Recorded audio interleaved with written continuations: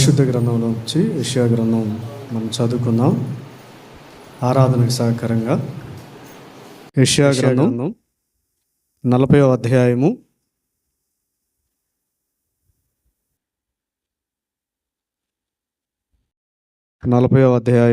10వ వచనాన్ని చదువుకుందాం. ఇదిగో తన బాహువే తన పక్షమున ఏలుచుండగా ప్రభువు యెహోవా తానే శక్తి సంపన్నుడై వచ్చును. ఆయనిచ్చు బహుమానము ఆయన యొద్ద ఉన్నది. ఆయన చేయు ప్రతీకారం ఆయనకు ముందుగా నడుచుచున్నది అనే విషయాలను మనము చూద్దాం. ఈ యెషయా గ్రంథం 40వ అధ్యాయంలో 10వ వచనంలో ఇదిగో తన బాహువే తన పక్షమున ఏలుచుండగా ప్రభువు యెహోవా తానే సంపన్నుడై ఉన్నాడు అనే విషయాలను ఇక్కడ మనం చూస్తూ ఉన్నాం. బాహువ, ఆయన బాహుబలము బలమైనది. ఆయన బాహువు చేత, ఆయన చాచిన చేతుల చేత ఆనాడు ఐగుప్తి బానిసత్వం నుండి ఇశ్రాయేలీలను తాను వాగ్దానం చేసిన దేశమును కనగా పాలు తేనెల ప్రవహించే దేశానికి ఆయన నడిపించాడు. కాబట్టి ప్రభుయగు యెహోవాయే తానే శక్తి సంపన్నుడై ఉన్నాడు. ఈ భూమి, ఆకాశము, సముద్రము, వాటిలో ఉన్న సమస్తమును కలుగు చేసిన వాడు మన ప్రభు అయిన యేసుక్రీస్తు. కాబట్టి ఆయన శక్తి సంపన్నుడై ఉన్నాడు. అంత మాత్రమే కాదు, ఆయన మానవుల ఎడల చూపుతున్న ప్రేమ అంతా ఇంత కాదు. 43వ అధ్యాయం యెషయా గ్రంథం 19వ వచనాన్ని ఒకసారి చదువుకుందాం. ఇదిగో నేను ఒక నూతన క్రియ చేయుచున్నాను, ఇప్పుడే అది మలుచును, మీరు దానిని ఆలోచింపరా? నేను అరణ్యములో త్రోవ కలుగు చేయుచున్నాను, ఎడారిలో నదులు పారజేయుచున్నాను. గమనించండి, దైవ గ్రంథంలో మనం చదువుకున్న భాగంలో ఇదిగో నేను ఒక నూతన క్రియ చేయుచున్నాను అంటున్నాడు దేవుడు. ఏం చేస్తున్నాడంట? నూతనమైన క్రియ. ఎప్పుడు చేస్తున్నాడు అని మనం గమనించినట్లయితే ఇప్పుడే. ఎప్పుడు అంటున్నాడు? ఇప్పుడే. అది మలుచును, మీరు దానిని ఆలోచింపరా అంటున్నాడు. కాబట్టి సర్వసృష్టి శక్తివంతుడైనటువంటి దేవుడు, బాహుబలం కలిగినటువంటి దేవుడు, నేను ఒక నూతన క్రియ చేయుచున్నాను, అది ఇప్పుడే మలుసుచున్నది అన్నాడు. దేవుడు మానవులను ప్రేమించి మానవ మాతృలైన మన ఎడల ఆయన చూపుతున్న కృప, అపారమైన ప్రేమను మనం గమనించినట్లయితే సమస్తమును నూతనముగా చేయు దేవుడు, సమస్తమును చక్కపరచు దేవుడు, ఆయన సర్వాధికారి అయినటువంటి దేవుడు జ్ఞాపకం చేస్తూ ఉన్నాడు. 18వ వచనం మనం చూసినట్లయితే మునపటి వాటిని జ్ఞాపకము చేసుకొనుడి, పూర్వకాలపు సంగతులను తలంచుకొనుడి అంటున్నాడు. ప్రభువు చెప్పాడు, నన్ను జ్ఞాపకం చేసుకొనుటకై దీనిని చేయడి. ఆయన శరీరమును, ఆయన రక్తమును మనము పాల్గొనేటప్పుడు ప్రభువు చేసినటువంటి కార్యాలను ఏం చేయాలంట? జ్ఞాపకం చేసుకోవాలి. 103లో దావీదు అన్నాడు, నా ప్రాణమా యెహోవాను సన్నతించుము, ఆయన చేసిన ఉపకారములలో దేనిని మరవద్దు అన్నాడు. కాబట్టి మునుపటి వాటిని జ్ఞాపకం చేసుకునండి, పూర్వకాలపు సంగతులను ఏం చేయమంటున్నాడు? జ్ఞాపకం ఉంచుకునండి. ఆయన చేసిన మేలు, ఆయన చేసిన ఉపకారాలు ఏం చేయాలి? జ్ఞాపకం ఉంచుకోవాలి.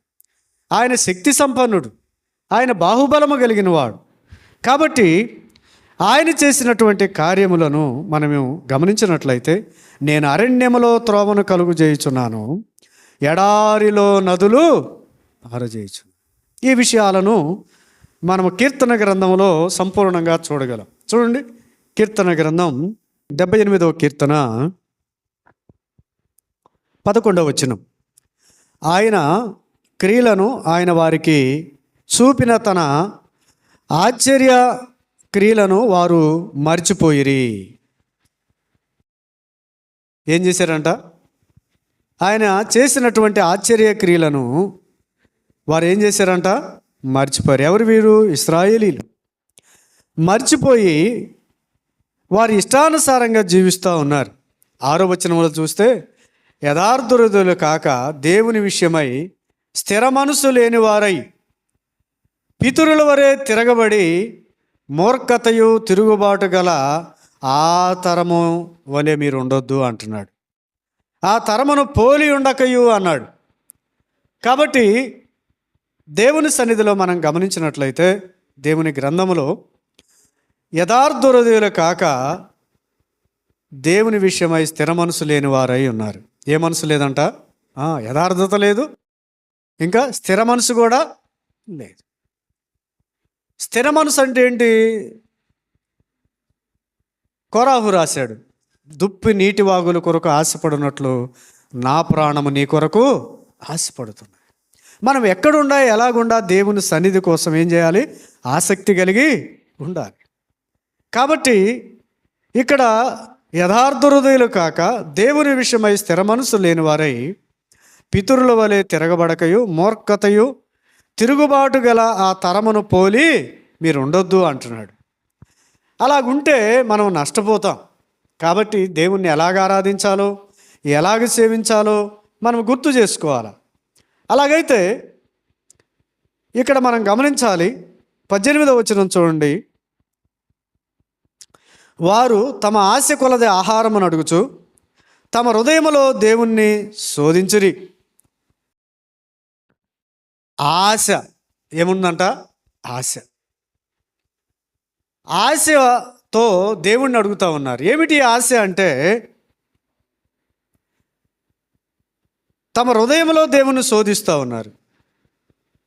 ఈ అరణ్యములో దేవుడు భోజనం సిద్ధపరచగలడా? ఆయన చేసిన కార్యాలు వాళ్ళు చూశారు. ఎర్ర సముద్రంలో వారిని ఏం చేశాడంట? దేవుడు ఆరిన నేల మీద నడిపించాడు. వారు చేసిన ఆశ్చర్య కార్యములను వారు మనసు పెట్టలేదు. అందుకని మనం ఇందాక చదివాం, పూర్వకాలములను మీరు ఏం చేయాలంట? జ్ఞాపకము చేసుకున్నాను. జరిగిపోయిన పరీక్షించుకోవాలి. నేను ఇప్పుడు ఎలాగున్నాను? కొత్త సంవత్సరం వచ్చింది, పర్లేదు, నూతన సంవత్సరమే, నూతనమైన నెలే, 2026వ సంవత్సరమే. కానీ దేవుడు మన జీవితంలో తన కార్యం జరిగించాలి అంటే మనం ఒక వాక్యాన్ని చదువుకొని ఇది సంవత్సరం అంతా సరిపోయింది అనుకుంటే పొరపాటే.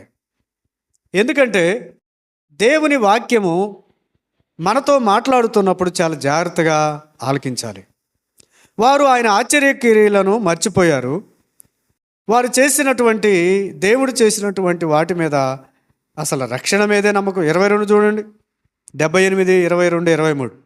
వారు దేవుని యందు విశ్వాసం ఉంచకపోయిరి, ఆయన దయచేసిన రక్షణ యందు నమ్మక ఉంచలేదు. ఆయన అసలు రక్షించబడి పరలోకం ఉంది మన కొరకు, క్రొత్త భూమి క్రొత్త ఆకాశం దేవుడు సృజిస్తాడు అనేటువంటి నమ్మకం, విశ్వాసం మనలో లేకుండా పోతుంది. ఆనాడు ఇశ్రాయేలీయులు కూడా అలాగనే ఉన్నారు. కాబట్టి మనం ఎలాగుంటున్నాం? మనం ఒకసారి ఆలోచన చేయాలి. అలా కాదు, వారు అంటున్నారు ఇవన్నీ మర్చిపోయి అరణ్యంలో దేవుడు భోజనం సిద్ధపరచగలడా? వారు దేవునికి విరోధముగా మాట్లాడుతున్నారు. దేవుడు ఏమేం చేయగలిగాడు? చూడండి 14వ వచనం. పగటి వేళ మేఘములో నుండి, రాత్రంతయు అగ్ని ప్రకాశములో నుండి ఆయన వారికి త్రోవను చూపెను. అరణ్యములో ఆయన బండను చీల్చి సముద్రమంత సమృద్ధిగా వారికి నీరు త్రాగనిచ్చెను. బండలో నుండి ఆయన నీటి కాలువలను రప్పించెను, నదుల వలె నీళ్లు ప్రవహించినాయి. ఒక బండ నుండి, ఆ బండ ఎవరు? మన ప్రభు అయిన యేసుక్రీస్తే. సమృద్ధి. యేసుక్రీస్తు ఉంటే మనకేంటి? సమృద్ధి. రోమా 8:1 కాబట్టి ఇప్పుడు క్రీస్తు యేసునందు ఉన్న వారికి ఏ శిక్ష లేదు అని చెప్పాడు. కాబట్టి ఈ మధ్యాహ్న కాల సమయంలో ప్రభు సన్నిధిలో ఆయన చేసినటువంటి కార్యాలను వాడు మరిచి మహోన్నతుని మీద తిరుగుబాటు చేస్తున్నారు. వారి ఆశ కొలది తమ హృదయంలో దేవుణ్ణి శోధిస్తున్నారు. ఈ అరణ్యంలో ఎర్ర సముద్రం అంటే చీల్చాడు, అరణ్యంలో ఎట్టోకట్టో నడిపిస్తున్నాడు, నీళ్ళు లేనప్పుడు నీళ్ళు ఇచ్చాడు, ఇక్కడ పంట కావాలి, పొలాలు కావాలి, ఆహారం కావాలి కదా. ఐగుప్తులు ఏమున్నాయి? కీరకాయలు, బీరకాయలు, తెల్లగడ్డలు, ఉల్లిపాయలు, చేపలు, మాంసం ఉంది. కాబట్టి దేవుడు చెప్పినటువంటి దానికంటే ఐగుప్తియే బాగుంది, వాళ్ళకి లోకమే బాగుంది, పాపమే బాగుంది. అందుకని పూర్వదినాలను మీరు ఏం చేయాలి? జ్ఞాపకం చేసుకోండి. అలాగైతే మనం ఇందాక చదువుకున్నాం ఇర్మీయా గ్రంథంలో, ఇదిగో నేను ఒక నూతన క్రియ చేయుచున్నాను, అది ఇప్పుడే మొలకెత్తుచున్నది. ఏం చేయాలంట? మన హృదయంలో మొలకెత్తాల. మన హృదయము అన్నిటికంటే మోసకరం, ఘోరమైన, కఠినమైనది.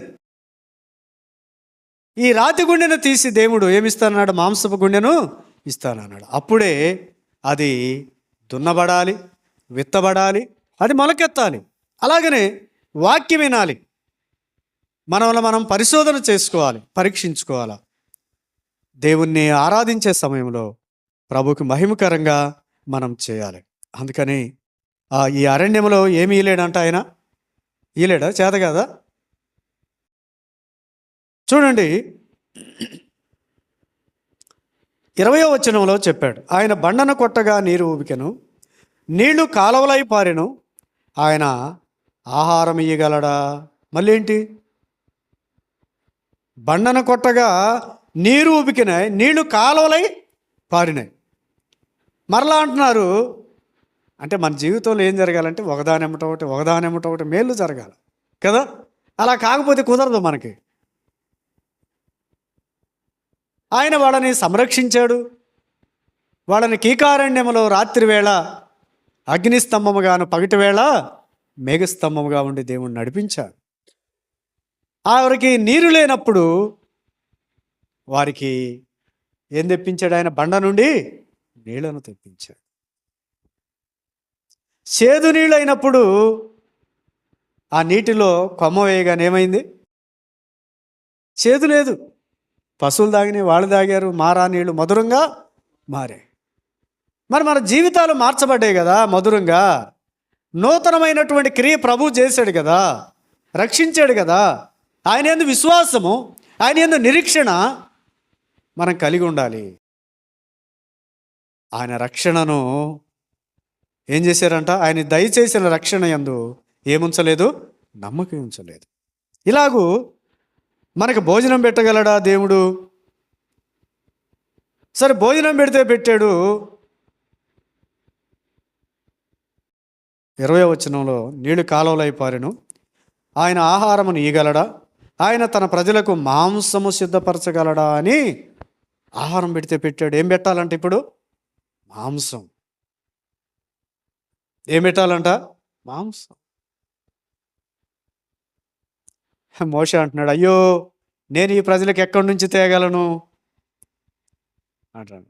నేనేమని మిమ్మల్ని కన్నానా? అప్పుడు దేవుడు అంటున్నాడు, మోషే మోషే నేను ఆహారం నేను పెడతా వాళ్ళకి. ఏం పెడతాను? నేను మాంసాన్ని సిద్ధం చేస్తాను. ఏం చేశాడు ఆయన? చూడండి 26వ వచనం, ఆకాశమందు తూర్పు గాలి ఆయన విసరజేసెను, తన బలము చేత దక్షిణపు గాలిని రప్పించెను. అప్పుడు ఏం జరిగింది? ధూళి అంత విస్తారముగా మాంసమును, సముద్రపు ఇసుకరేణువుల అంత విస్తారముగా రెక్కల గల పిట్టలను ఆయన వారి మీద కురిపించెను. చూసారా? తూర్పు గాలి ఏం చేసిందంట? రాగానే బలమైన దక్షిణపు గాలి వచ్చింది. అప్పుడు ఏం పుట్టినాయి అంట? పూరేడు పిట్టలు పుట్టినాయి. రెక్కల గల పిట్టలను దేవుడు మాంసమును వాళ్ళ కొరకు సిద్ధము చేశాడు. ఇప్పుడు వ్యవసాయం చేసేవాళ్ళు ఏ గాలి వస్తే ఏం పురుగు వచ్చిద్దో తెలుసు కదా, తెలుస్తుంది. మరి ఎవరు ఉత్పత్తి చేస్తారు అది, ఆ పురుగుని? చాలామంది వాళ్ళు ఎకరం వేసారు, వాళ్ళు 10 ఎకరాలు వేసారు, మేము కూడా వేయాలి. అనుభవం లేకుండా వేసి ఇప్పుడు ఏమయ్యారు చెప్పండి? ఆర్థిక పరిస్థితుల్లో పడ్డారు. కాబట్టి దేవుని యొక్క గ్రంథములో రాయబడింది, ఆకాశమందు తూర్పు గాలిని ఆయన విసరజేసెను, తన బలము చేత దక్షిణపు గాలిని రప్పించు. ప్రభువు కూడా అంటాడు, ఓ మందమతులారా, భూమి ఆకాశముల వైఖరిని మీరు కనుగొంటారు, వర్షం ఎప్పుడు వచ్చిద్దో చెప్పగలరు, కానీ మీలో ఉన్న దుర్నీతిని గుర్తించే పరిస్థితి లేదు. ఓ చల్లటి గాలి తోలుతుంది, ఏమొస్తుంది అంటారు, వర్షం వస్తుంది. భూమి వాసన వస్తుంది, ఎక్కడో ఏం పడింది, వర్షం పడింది అంటారు. కానీ మన స్థితిని మాత్రం మనం ఏం చేయలేకపోతున్నాం, గుర్తించలేకపోతున్నాం. మనం ఏమైపోతున్నాం, ఎక్కడికి వెళ్తున్నాం? ప్రభు మనల్ని రక్షించాడు, ఆ విశ్వాసం కలిగి ఉండాలి. ప్రభు రాకడ కొరకు మనల్ని ఏం చేస్తున్నాడు, సిద్ధం చేస్తున్నాడు. ఆయన వస్తుండగా మనం ఆయనను ఎదుర్కొనాలి. కాబట్టి ఈ లోక మర్యాదను మనం ఏం చేయకూడదు, అనుసరించకూడదు. సజీవ యాగముగా దేవునికి మన దేహాలు ఏం చేయాలి, సమర్పించాలి. కాబట్టి దేవుని గ్రంథంలో రాయబడినటువంటి మాటలను మనం చాలా జాగ్రత్తగా ఆలోచన చేయాలి. 36వ వచనం మనం చూసినట్టు కీర్తనల్లో, అయినను వారి హృదయం ఆయన ఎడల స్థిరముగా ఉండలేదు. ఎలాగలేదంట, ఇన్ని చేసిన మానవుడు మర్చిపోయి వారి హృదయం ఎలాగలేదంట, స్థిరంగా లేదు. ఈరోజు ఒక రకంగా, రేపు ఒక రకంగా, ఎల్లుండి ఒక రకంగా, రకరకాలుగా స్వభావాలు. అలా కాదు. అయినను అన్నాడు అంటే ఇన్ని చేసిన, అరణ్యములో వారు ఏది అడిగినా నేను వాళ్ళకి ఇచ్చాను, అయినను వారి హృదయం నా ఎడల ఏం లేదంట, స్థిరంగా లేదు, స్థిరంగా లేదు.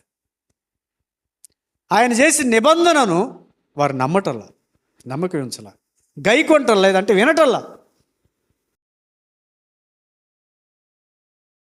6వ వచనం చూడండి, 6వ వచనం కీర్తనలోనే, యథార్థులు కాక దేవుని విషయమై స్థిరమైన మనసు లేని వారై తమ పితరుల వలె తిరగబడకయు మూర్ఖతయు తిరుగుబాటు గల ఆ తరమును పోలి మీరుండొద్దు.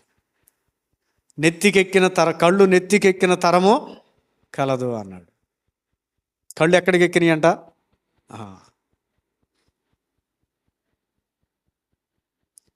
కళ్ళజోడు ఎందుకు పెట్టుకుంటాం? మన ఆరోగ్యం సహకరించక కళ్ళు కనపడకపోదు. కొంతమంది ఆడ పెడతారు, బళ్ళు తోలేవాళ్ళని చూస్తాం, ఆడ తల మీద పెట్టి తోలుతూ ఉంటారు. కళ్ళజోడు ఎందుకు? కళ్ళకు పెట్టుకోవటానికి. కాబట్టి దేవుని మాటలు గ్రహించరు, వినరు. అందుకనే మీ పితరుల వలె మీరు ఎలాగుండొద్దు, మూర్ఖత గల తిరుగుబాటుదారులుగా. సౌలుని అన్నాడు దేవుడు, దమస్కాల పట్టణం, సౌలా సౌలా అని పిలిచి, నువ్వు మునికోలను ఎదురు తన్నుతున్నావు. దేన్నంట అంటే నాకు ఎదురు తిరుగుతున్నావు నువ్వు, జాగ్రత్త. ముళ్ళు గర్రని ఎదురు తన్నితే ముళ్ళు ఎవరు గుచ్చుకుంటుంది? తన్నినోళ్ళకే గుచ్చుకున్నది. పౌలు జాగ్రత్త అని చెప్పాడు, నీవు మునికోలను ఎదురు తన్నుతున్నావు. కాబట్టి మూర్ఖత కలిగిన ప్రజలుగా మీరు ఉండొద్దు, తిరుగుబాటు చేసేవారుగా ఉండొద్దు. యథార్థ హృదయులు కాక దేవుని విషయమై స్థిర మనసు లేని వారై మీరు మీ పితరుల వలె ఉండదు. వీళ్ళు వారి హృదయంలో ఆయన యందు ఏమి లేదంట, స్థిరత్వం లేదు, స్థిరత్వం లేదు. వారి ఇష్టానుసారంగా జీవిస్తూ ఉన్నారు. ఇంకా ఆరాధన ఎలాగ చేస్తున్నారు తెలుసా? 37వ వచనంలో, నోటి మాటతో వారు ఆయనను ముఖస్తుతి ఏం చేస్తున్నారంట? నోటి మాట, హృదయంలో నుంచి కాదు, హృదయంలో నుంచి వచ్చినటువంటి ఆరాధన కాదు, స్తుతి కాదు, ఆయన మహింపరచటల్లా, ఆయన దేవుడిగా. కాబట్టి నోటి మాటతో వారు ఆయనను ముఖస్తుతి చేసి తమ నాలుకతో ఆయన యొద్ద బొంకుతున్నారు, అబద్ధములాడుతున్నారు, ఊరికి అరుస్తున్నారు అంతే.